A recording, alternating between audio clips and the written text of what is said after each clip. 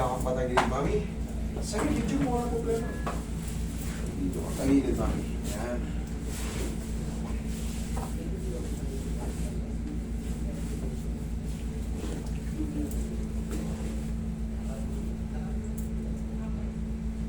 Relax na. Huwag mong lalabanan, mami. Kabilang side.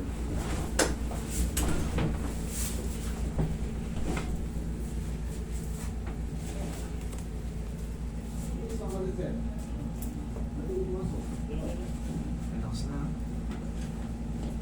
Isa pa.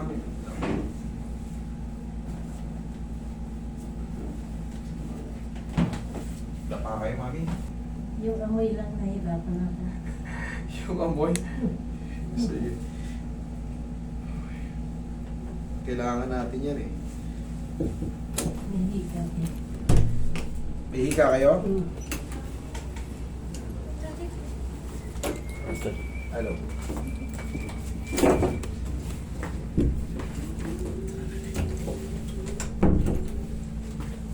Hoy. Yan ang ipapahid namin. Pero, yan ang ipapahid namin, yung amoy na yan. Ang hika kasi, hindi yan talaga sakit. That is part of allergy.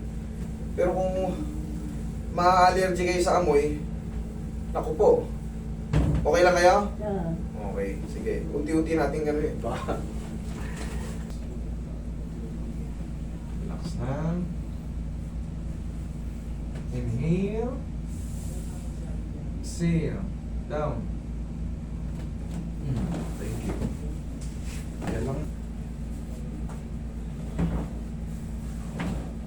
nag-ilit ka na yun, oh. Nahilot ko na yan. Ako yung walang power. Hindi mataas, akala ko siya. Tsaka kasama ko yung yung magamang maghapon. Kamusta ka na ngayon? Medyo naiangat ko pero wala pa rin power. Naangat mo. Oo, Mahina pa? Oo, nalalaglag pa. Yung tinuro ko sa'yo. Oo, ginagawa ko na. Nagkakalaman na. Okay, thank you. Nagkakalaman na. Kasi nga- Hindi tulad nung pagkapaan mo, ano na. Wala, di ba?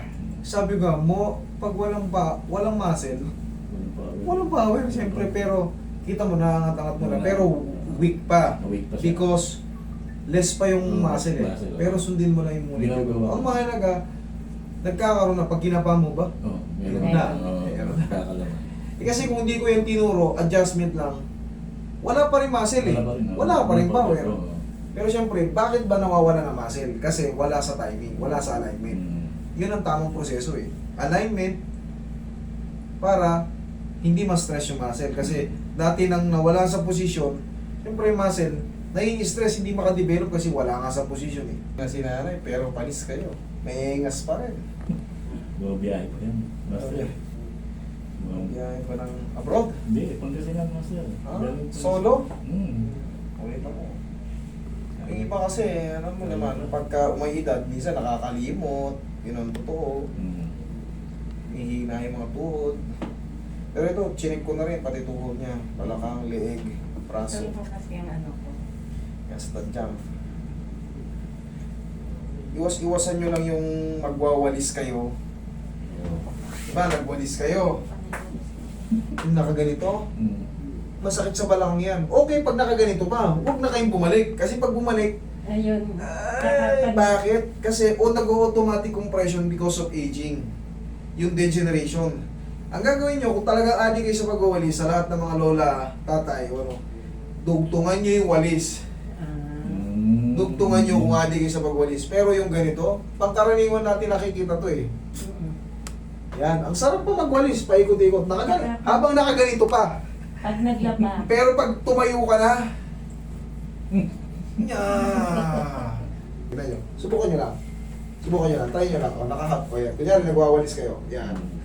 Sige, ganun-ganun kayo kunyari. Tapos bigla kayong gumano. Tingnan nyo. O. Anong Konti difference? pa. May konti pa. O, konti lang. Pero, Dugtungan yung pag walis. napahinga pa yan, mami, pero ang pinaka-the best talaga, gaya nga ng sabi ko, kung kayo talaga yung nagwawalis, dugtungan nyo.